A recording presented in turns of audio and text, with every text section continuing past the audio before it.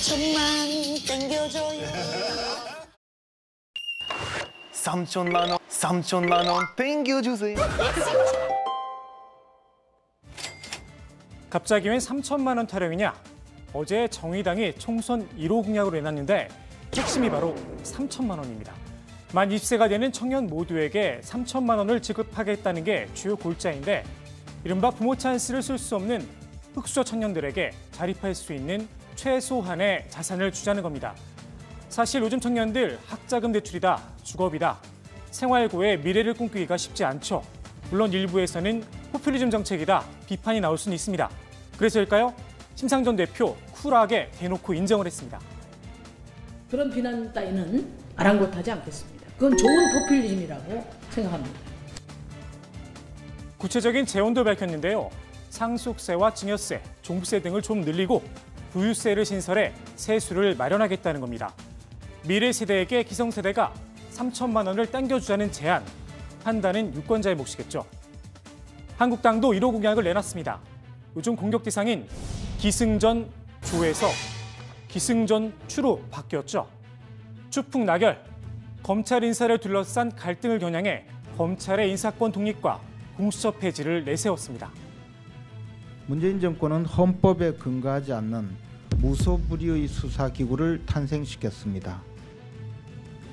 검찰 개혁이냐, 검찰 독립이냐. 이 문제 역시 유권자들이 이번 총선에서 결론을 내줄 듯합니다. 민주당도 곧 1호 공약을 내놓을 예정인데요. 청년 주거, 신산업 육성 등의 문제를 준비 중이라고 합니다. 82년생 김지영, 육아와 출산, 그로 인한 경력단절 여성의 애환을 그린 영화죠. 82년생 김지영입니다. 이 영화가 개봉된 뒤 경단녀를 위한 김지영법이 발의되기도 했는데요. 경단녀에 대한 관심이 높아지다 보니 총선을 앞두고 이런 제안도 나왔습니다. 여러 층들이 다 들어오면 좋겠습니다마는 가장 먼저 거론하고 싶은 것은 82년생 김지영. 저도 그 영화를 보면서 많이 울었는데. 민주당 82년생 김지영들에게 꿈과 희망을 줄 수 있는 롤모델을 역입인사 6호로 뽑았습니다. 소개 영상까지 만들었는데 한번 짧게 보실까요?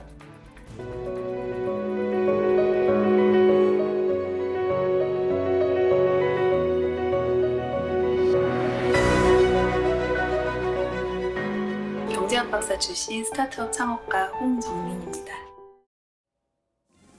이해찬 대표도 이번 영입이 꽤 만족스러웠나 봅니다. 홍정민 씨의 이력을 쭉 설명하다가 사족을 하나 붙였습니다. 제 딸하고 나이가 같은데 우리 딸하고는 생각의 차원이 많이 다르다는 생각입니다. 우리 딸도 경력 단절자인데 경력 단절된 뒤에는 열심히 뭘 안 해요. 다소 오해의 소지가 있을 수 있는 발언. 선거가 다가오고 있긴 한가 봅니다. 한국당과 정의당이 정말 모처럼 한 목소리로 논평을 냈습니다.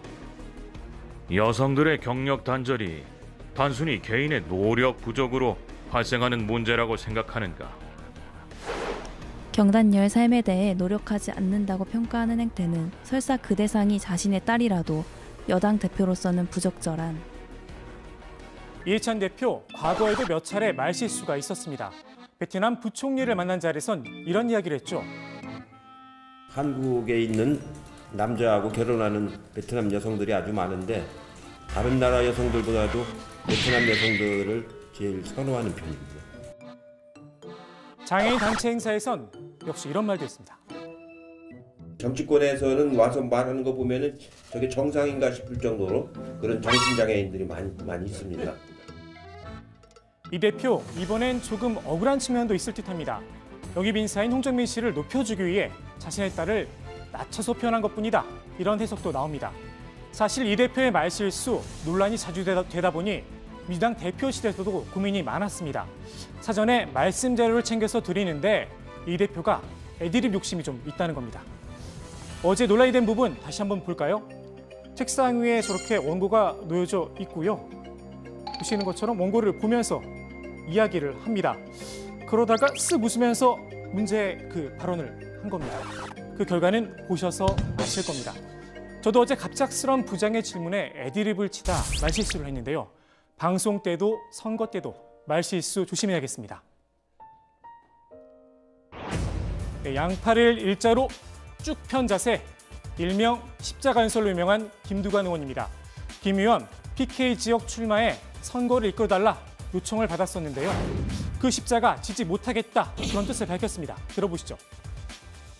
당의 요구가 있고 또 경남 부산 지역에 또 저를 좀 좋게 생각하는 분들은 그런 요청이 있어도 김포 시민들에 대한 예의가 아닌 것 같아서 그렇게 정리를 했습니다. 지난 총선에서 국회 입성의 길을 열어준 김포 시민들을 두고 떠날 수는 없다는 겁니다.